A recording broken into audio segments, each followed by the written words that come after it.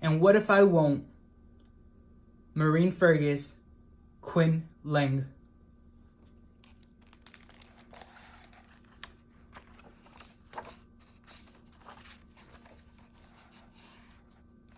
And what if I won't? Maureen Fergus, Quinn Lang.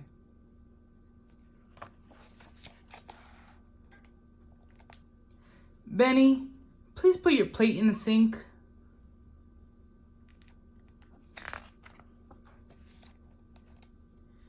What would you do if I said no?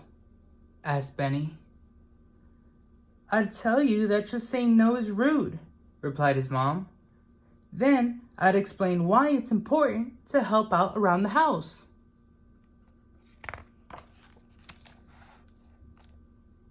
Well, said Benny, what would you do if I said that I liked being rude, that I don't care about helping out around the house, and then I chucked my plate across the room? I guess I'd try to catch the plate before it hit the wall, said his mom.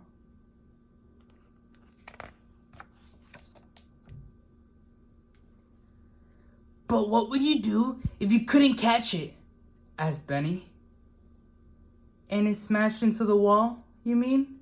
Said his mom. Exactly, said Benny. I'd make you clean up the mess, of course.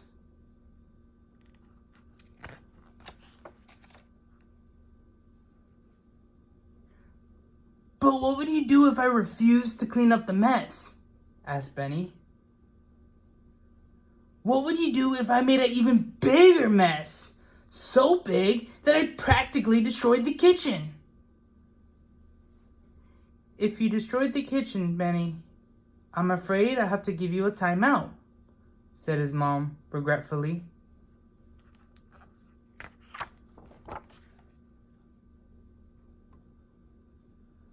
What would you do if instead of saying in timeout, I ran around the house drawing on the walls with permanent markers?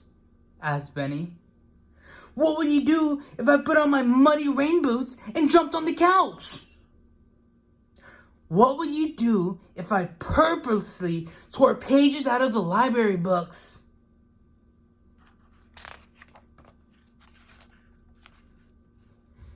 If you did that, gasped his mom, I'd give you to the zoo.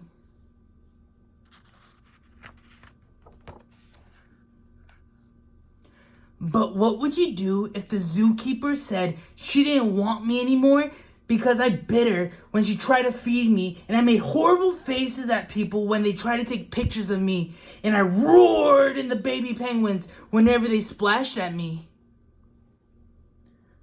The poor penguins, cried his mom. Oh, Benny, how could he be so cruel? Instead of answering, Benny laughed like an evil genius. Then he stopped laughing and said, Well, what would you do?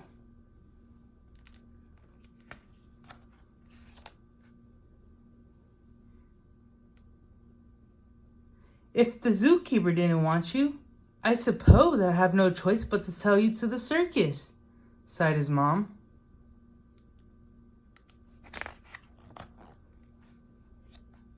Really? Said Benny. But what would you do if I put sand in the cotton candy machine and tied the lions' tails together and pulled down the clown's pants so that everybody can see their polka-dotted underwear? What would you do if the ringmaster showed up at the front door and said he had enough of me?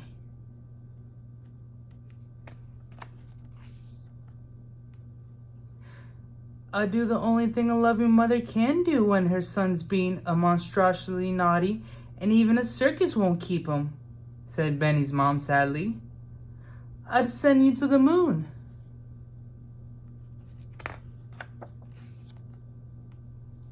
Even though Benny kind of liked the idea of being sent to the moon, he didn't stop there. But what would he do if instead of flying to the moon like I was supposed to, I shouted bad words at people in the mission control, zoomed across the galaxy, and crash landed on a planet filled with aliens?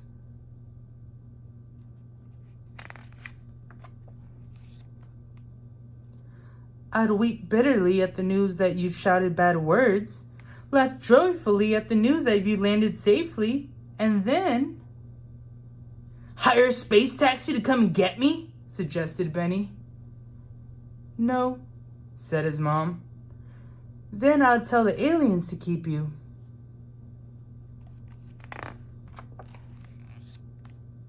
Benny laughed again. Then he climbed up on his mom's lap and whispered, Mom, what would you do if I was so naughty that the aliens didn't want to keep me? What would you do if they used a giant alien slingshot to hurl me back to Earth and I landed right smack in the middle of our very own front yard? I'd give you a big hug, replied his mom. I'll tell you how much I'd missed you and how much I love you.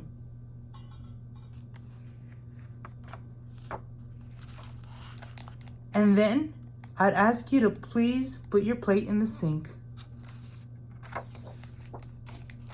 The end.